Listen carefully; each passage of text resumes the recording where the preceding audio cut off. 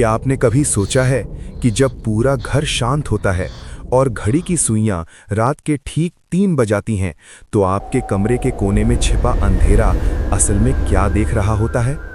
आज की कहानी उस लड़के की है जिसने अपनी आंखों से वो देखा जिसे देखने के बाद इंसान कभी पहले जैसा नहीं रह पाता। अगर आपकी रूह कांपने की हिम्मत है तो वीडियो को अंत तक देखें, लेकिन लाइट्स बंद मत करना। ये बात पिछले साल नवंबर की है। आर्यन, जो शहर से दूर एक पुराने अपार्टमेंट में अकेला रहता था, उसे नई नौकरी मिली थी। वो घर सस्ता था, बहुत सस्ता, शायद इसीलिए कोई उसे किराए पर नहीं देता था। पहली 2 रातें सब ठीक बीतीं, लेकिन तीसरी रात कुछ अजीब होने लगा। रात के करीब 2:45 बजे थे। आर्यन अपने लैपटॉप पर काम कर रहा था, तभी उसे लगा कि रसोई से किसी के चलने की आवाज आ रही है। ठप ठप ठप, जैसे कोई गीले पैरों से फर्श पर चल रहा हो। आर्यन ने सोचा शायद चूहा होगा। उसने ध्यान नहीं दिया, लेकिन फिर आवाज रुकी नहीं। वो आवाज धीरे धीरे उसके बेडरूम की तरफ बढ़ रही थी। आर्यन ने अपनी कुर्सी पीछे खिसकाई और सांस रोककर सुना। अब आवाज स्पष्ट थी। ये सिर्फ चलने की आवाज नहीं थी, बल्कि इसके साथ एक अजीब सी सरसराहट भी थी, जैसे कोई भारी कपड़ा फर्श पर घसीट रहा हो। अचानक दरवाजे के बाहर सन्नाटा छा गया, इतना गहरा सन्नाटा कि आर्यन को अपनी ही धड़कनें सुनाई दे रही थी। तभी दरवाजे के नीचे से, जहां से रोशनी आनी चाहिए थी, वहां अंधेरा दिखाई दिया। किसी ने बाहर से कॉरिडोर की लाइट बंद कर दी थी।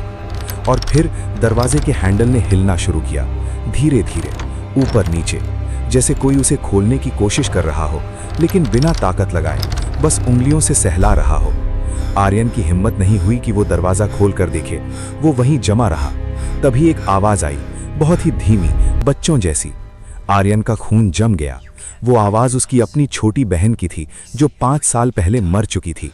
उसका गला सूख गया। उसने कांपते हुए पूछा, कौन है? बाहर से जवाब आया, लेकिन इस बार आवाज बदल गई थी। वो आवाज अब बच्चे की नहीं, बल्कि किसी बुजुर्ग औरत की थी, जिसमें दर्द और गुस्सा दोनों थे। मैं वो हूं जिसने इस घर में तुम्हारा इंतजार किया है। मैं वो हूं जो दीवारों के अंदर रहती है। अचानक दरवाजे पर जोर जोर से थप्पड़ मारने की आवाज आने लगी। धड़ाम धड़ाम धड़ाम, दरवाजा टूटने वाला था। आर्यन पीछे हटा और अपनी अलमारी के पीछे छिप गया। तभी दरवाजे का हैंडल अपने आप घूमा और दरवाजा चरमराते हुए खुल गया। कमरे में कोई नहीं था, सिर्फ ठंडी हवा का एक झोंका आया, जिससे मोमबत्ती बुझ गई। पूरा कमरा अंधेरे में डूब गया, लेकिन आर्यन को महसूस हुआ कि उसके ठीक कान के पास कोई सांस ले रहा है। एक सड़ी हुई बदबू उसके नाक में आई और फिर एक फुसफुसाहट उसके कान में गूंजी, मिल गए तुम्हें। दृश्य, सुबह का दृश्य। पुलिस टेप लगा हुआ है, आर्यन का सामान बिखरा हुआ है। अगली सुबह पड़ोसियों ने आर्यन को बेहोशी की हालत में फर्श पर पाया।